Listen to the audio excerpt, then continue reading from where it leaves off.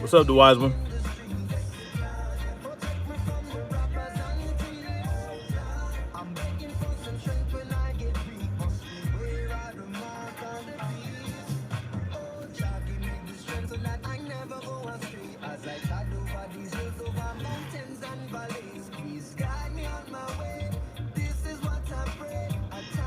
That's what's up, the wise one.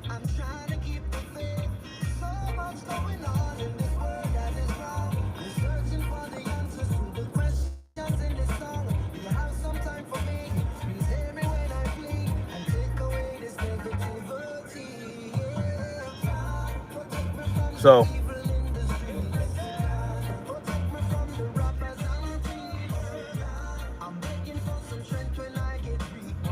this gang life ain't no joke, y'all. You know, um, when most of these gangs started, it was to protect the neighborhood, to keep the drugs out. But eventually, these gangs started selling the drugs to their own people, and from there, substates. From their history of bloodletting filled the streets. All right. After decades of rivalry between the Bloods and the Crips, some branches of the Crips, broke off and started other sets. Just like there's a new sets of Bloods sprang up all over the place. And at some point, being in a gang was about territory. Okay? Not all gang members are drug dealers, and vice versa. At some point, it just became about keeping the wrong niggas off your block. And if you see somebody wearing the raw color, you're supposed to hit them up and ask them where they from. You're supposed to throw up your signs and shit, right? It became something stupid. It's dumb. That's just the fact of the matter. Gang banging is some of the dumbest shit black people have done, have created. Gang banging, it serves no purpose. It serves no purpose at all. Because the territory that we're trying to hold on to and the gang members are trying to hold on to, like, they don't own it. They don't own it. Yet they're allowed to continue this behavior because it serves a greater purpose. The powers that be can keep their hands clean and step back and say, look, you're killing your own people. You're your own worst enemy. And they right now. They're right. Never mind the fact that we've been conditioned to behave this way towards each other. Never mind that. We have to start looking at ourselves. We have to start taking responsibilities for the shit that we allow to go down in our own neighborhoods.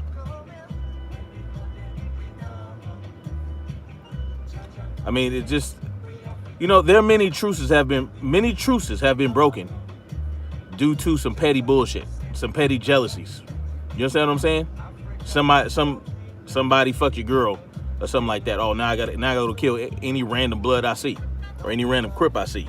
That's how this shit starts. You have a truce. Somebody fucks your girl. Oh, now you got to peel his cap. And in some cases, what's up, princess? In some cases, you get so big that it's no longer feasible for you to hide out in your own neighborhood. What's the best thing to do? If you have made it, oh, that's what's up, princess. If you have made it, and you have enough wealth, and you have enough assets to do something good for yourself and do something good for the people, you don't have to necessarily make yourself so accessible to everybody. So let's say you made it big, right? You're famous. You just did an album that was produced in part by P Diddy, and you're buying up your neighborhood, okay? And you're in your neighborhood all the time. You're accessible to everybody. You're standing there and people love you. Then one day, somebody comes up to you. They're a rapper, right? They're an aspiring rapper. And they know you're a rapper. And they feel like you can help them get on. And they seem so eager. But you're just so busy that you don't really have time for that. So you say, you know what? Not right now. Not right now. This is not a good time for that because he wants to play you his music, right? Dude gets mad. Says, oh, you know what then, cuh? I want to head up fade. You gonna disrespect me like that? You don't want to you don't want to put me on? Nigga, that what's up with you, nigga? We got to fight now. Then you beat that dude's ass. You beat his ass because he asked for head up fade. You gave him one. You may have made it. You may have millions now. You may have notoriety. But if you're gonna put yourself in the space that you've always been before you got there, you sometimes you still gotta handle your shit like you never made it. And so that's what you did. You said, I'm gonna give homie a shot to take me on. He failed.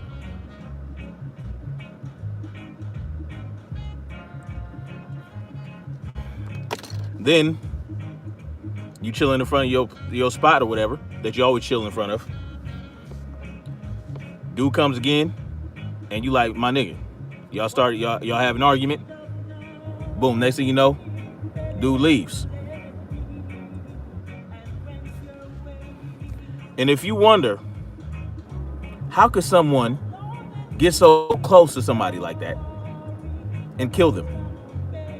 Well, it's because you've dealt with that person quite a few times, and you see him for the coward that he is, and you feel like he ain't got no heart. I mean, he had the heart to step to you and ask for a fade, but he got his ass beat. You killed his heart. Any level of ego he had just got busted down. And that's what this is all about. Ego.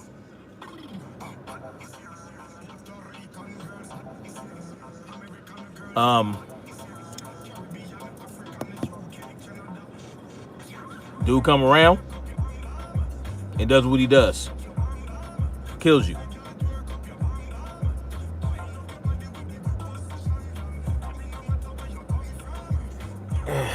Now,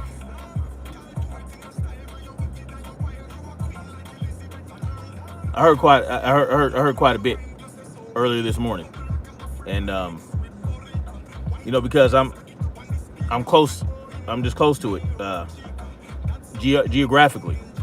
I don't hang out with gang members. Let's get that straight right now. I don't hang out with gang members. I don't talk to them. You know what I'm saying? They don't tell me shit. But I got family. You understand what I'm saying? See, there are members and there are affiliates. Okay? I grew up around some members and affiliates. You know what I'm saying? I'm family with some affiliates, but I don't roll in that crowd. So I'm not gonna put myself out there like I'm some, like I'm some street nigga. I'm not a street nigga for sure. I'm not a street nigga, but I do hear shit. Well, the cat's out the bag now, so if you seek, you shall find. I'm not about to do nothing with it right now, but let's just say I just told a story that makes a lot of sense. You understand what I'm saying? Now, so that's petty, right? You wanted this big rapper to hear your music to help put you on, because he put other niggas on from other hoods, right? He put other niggas on from other hoods, from rival gangs like the Bounty Hunters, right? Like the Bounty Hunters, he put him on. Why can't he put me on? Dude didn't have no patience. And this is the problem with the generation that we are raising up right now. These niggas ain't got no patience. They used to have shit just like that because of the internet.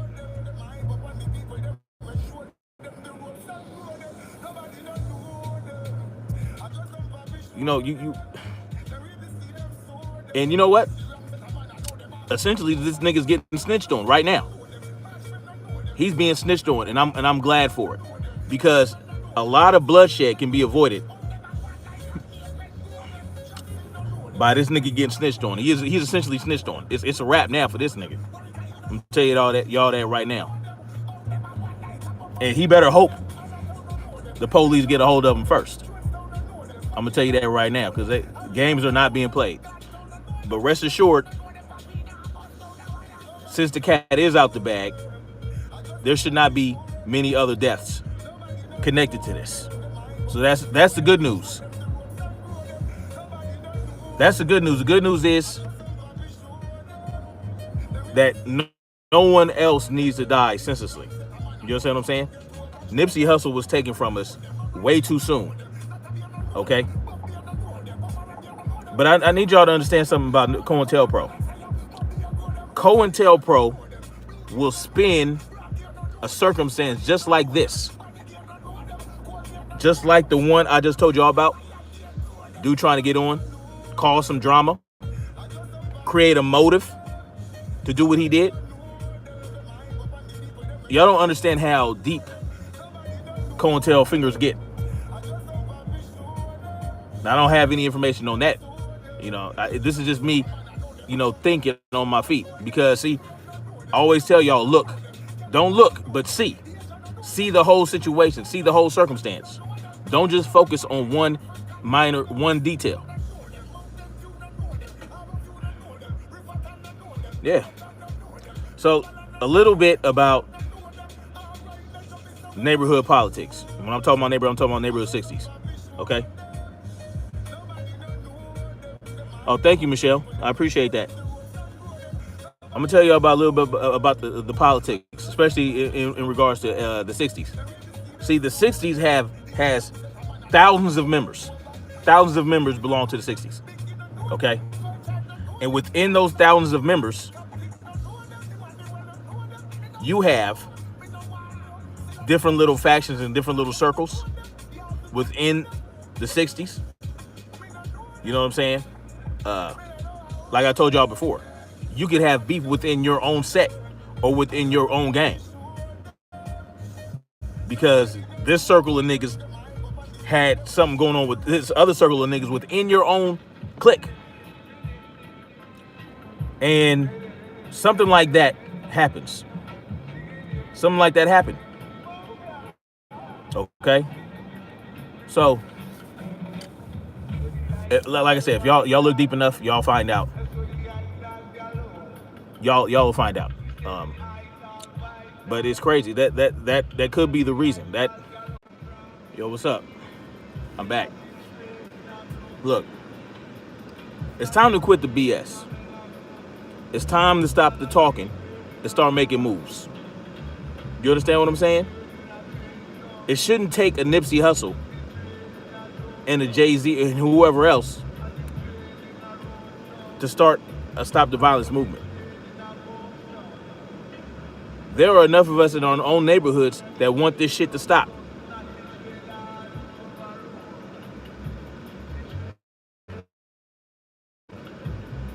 We need, because, you know, our children can get caught up in this shit. Gang members out here, they don't care about shit. They're straight psychopaths. They'll kill anybody, nigga, for any reason. For clout, for notoriety. They'll blast that shit on fucking Facebook. You know what I'm saying? These niggas is crazy. There's a saying: to achieve peace, prepare for war. We need to peacefully read our. You don't trust your department?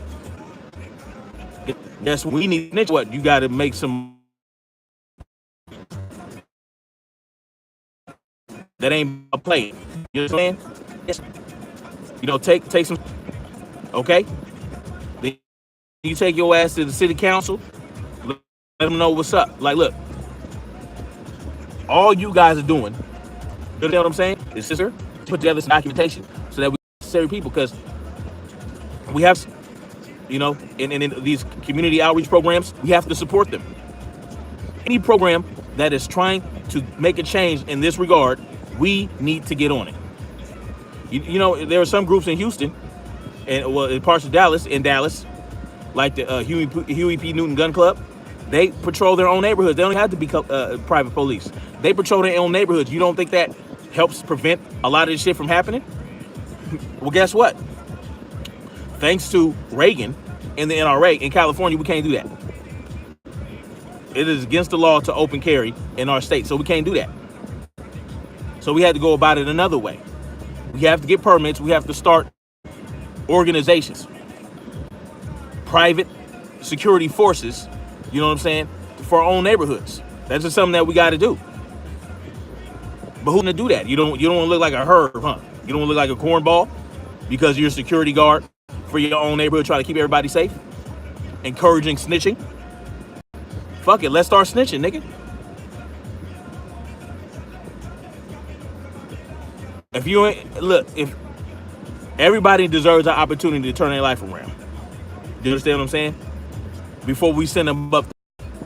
But if they don't want to do that, guess what? There's sometimes you just got to do it. And then they go around blasting people for stupid shit because they didn't want to listen to your fucking album, because they didn't want to listen to your fucking music, and they beat your ass. So because you got your ass beat, you think you're going to look better if you go and shoot that person that beat your ass. This is people to fight their problems out in the backyard with some gloves on. You know? Work out your differences that way. And if you get your ass beat, that's it. Ain't no retaliation. He was way too comfortable rolling up on Nipsey Hussle like that, doing what he did and getting away. I told y'all this morning how my brother got because somebody he knew was able to get that close to him. When my brother in Louisiana was pretty much a goddamn one of the top dogs of the ice cream man, or whatever the hell they call him out there, got murked. And I didn't even know he existed until after he died. You see what I'm saying? So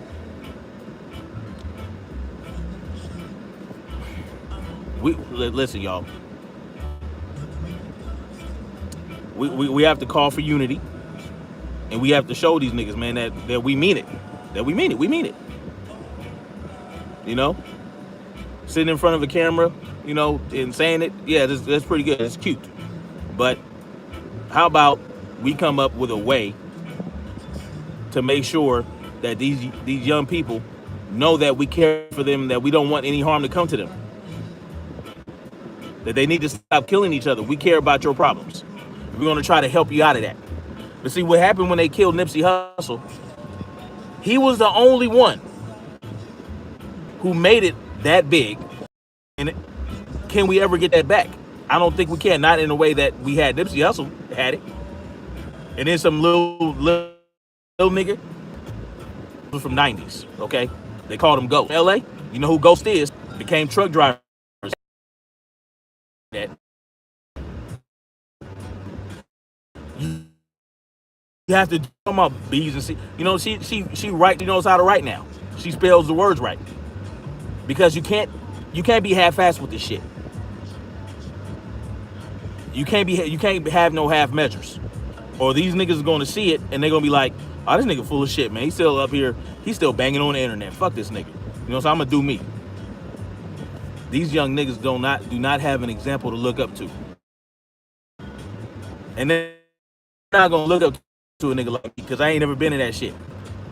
To guide these young people are the people that used to be in it. They have to lead the charge.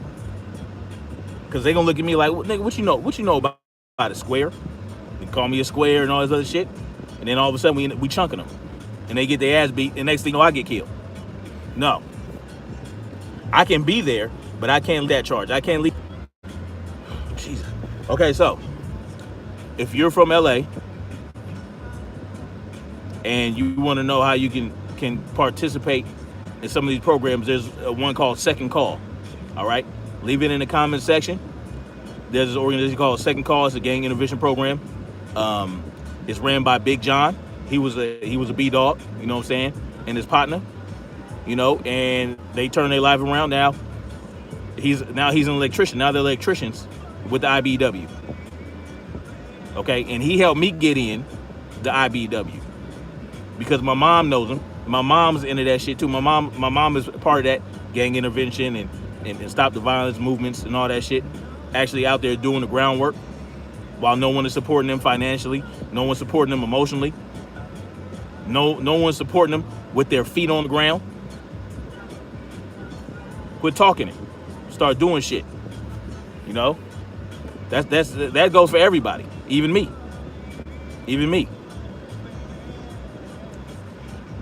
Because when I got to the Army, my sister was heavy into that shit. You know, it was the hardest thing for me to see. You understand what I'm saying? And that's partly what got me into doing what I was doing with those riots. Okay, we were having school riots that I was trying to help stop. Like my feet has been on the ground.